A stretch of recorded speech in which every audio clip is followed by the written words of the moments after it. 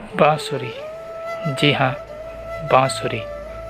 आप इसे बांसुरी भी कह सकते हैं, आप इसे बंसुरी भी कह सकते हैं, आप इसे मुरली भी कह सकते हैं, आप इसे बंसी भी कह सकते हैं, आप इसे संगीत की दुनिया का एक वाद्य यंत्र भी कह सकते हैं, आप इसे मेरी सखी, सहेली, परम मित्र और मेरे जीवन का एक पात्र भी कह सकते हैं। परंतु क्या आप एक बात जानते हैं कि मैं बांसुरी क्यों बजाता हूँ? आखिर मैं बांसुरी क्यों बजाता हूँ? अब आप में से कुछ लोग कहेंगे कि श्री राधा जब रूठ जाती है तो मैं उसे मनाने के लिए बांसुरी बजाता हूँ।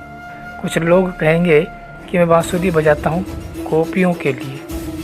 कुछ और लोग कहेंगे कि मैं बांसुरी बजाता हूँ क्योंकि मुझे बांसुरी बजाना पसंद है, मुझे अच्छा लगता है। परंतु क्या यह सभी बातें सत्य है? जी हाँ, यह सभी बातें सत्य है, परंतु यह अर्ध सत्य है, पूर्ण सत्य नहीं है। तो चलिए आज मैं आपको बताता हूँ कि मैं बांसुरी क्यों बजाता हूँ। बांसुरी मुझसे कहती है कि जैसी मैं सीधी सादी सरल दिखाई देती हूँ वैसी मैं हूँ नहीं। ठीक जिस प्रकार हमें अपना जीवन सरल व सीधा दिखाई देता है, अर्थात आसान दिखाई देता है, वैसा होता नहीं है।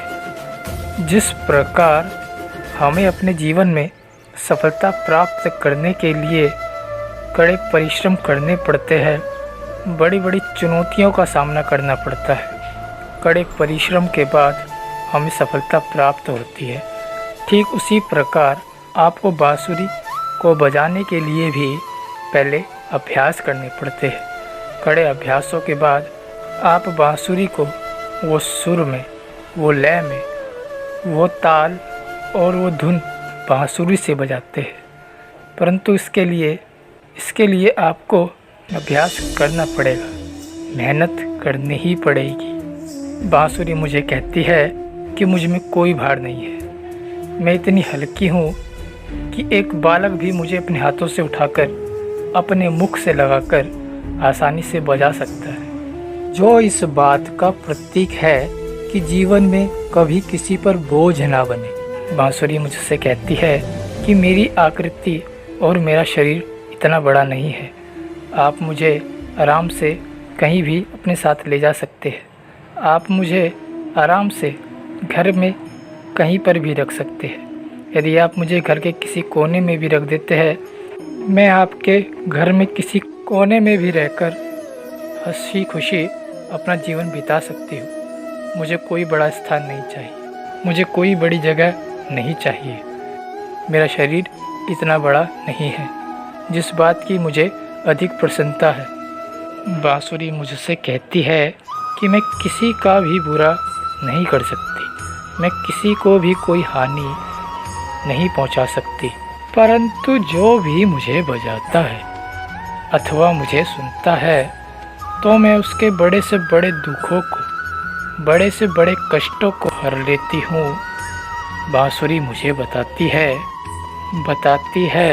कि मैं खोखली हूँ, परंतु मैं इतनी शक्तिशाली हूँ कि जब कोई मुझे बजाता है और जब कोई मुझे सुनता है तो मैं उसके जीवन में प्रेम भर देती हूँ और उसकी पीड़ा का नाश कर देती हूँ।